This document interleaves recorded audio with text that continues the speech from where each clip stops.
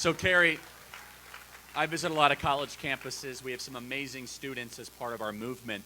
What is your message to younger first-time voters, 18, 19, 20-year-olds? They're getting crushed by inflation. Rent has gone up dramatically. It seems as if it is increasingly unaffordable to be able to live in Arizona. What is your message to make the Arizona dream accessible to young people in particular? I'm so glad you asked that because it's young people, and I know Turning Point deals with a lot of the young people, but it's also people who are getting near retirement, looking at the retirement savings, and it's gone away. I mean, a third of it's gone.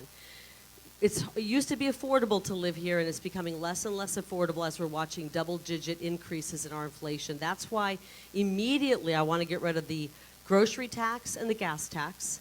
And then we want to work on getting and lowering our sales tax. That helps everybody across the board. My opponent 13 times voted to raise taxes on Arizonans, including doubling the gas tax. So we're going to do everything we can. If we have a surplus, that means we should be giving back to the people who are paying taxes. We want Arizona to be affordable for young people. And Charlie, it breaks my heart because I remember back when I was a kid, I felt like a kid. Looking back, I was a kid. I was in my 20s. I bought my first house. I bought my first house in my 20s. I talk to people who are in their 30s and they say, Kari, we don't ever imagine a world that we can ever buy a house. Think about that. That's the American dream. And they don't ever think they're going to live it. We've got to we took a wrong turn a long time ago. We got to get back on the right road to success, to the American dream for Arizonans, truly. So, Kari, in closing here, we're 7 days out. What does this audience need to do to get across the finish line? And then also talk about, which you deserve credit for, Kari, I have never seen a candidate so generously give stage time and support to down-ballot candidates. I have never seen anything like it. Kari wants to see the entire ticket win. It's not just about Kari. It's really special. It really is. So talk about those two things, Kari, as we wrap up. Thank you so much. You know what it is? I'm in this because I want Arizona to win. And Arizona's not going to win with just me. We're not going to win if it's just me who gets into office. I got to have Mark Fincham. I got to have Abe Hamadeh.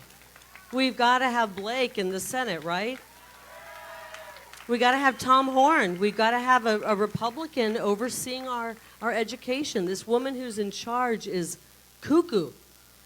She's cuckoo. You know what's going on. She's steering our kids over to websites that are possibly pushing them into the arms of groomers. That's what the lady in charge of our education's doing. It's a fact. They won't cover it, but that's what she's doing. We need to have Republicans up and down that ballot, truly. So I'm not, you can, thank you for the compliment. I'll take it. But it's really about us. I want to see Arizona succeed, and that means we've got to have Republicans up and down the ballot. And we've got to get out and vote like our lives depend on it. And you know what else we have to do? We have to tune in to people like Charlie and like my surprise guest tonight. I want you to meet and say a big Arizona welcome to one of my favorite guys in the world, one of the most patriotic men I know. I call him a modern-day George Washington. Come on out, Steve Bannon.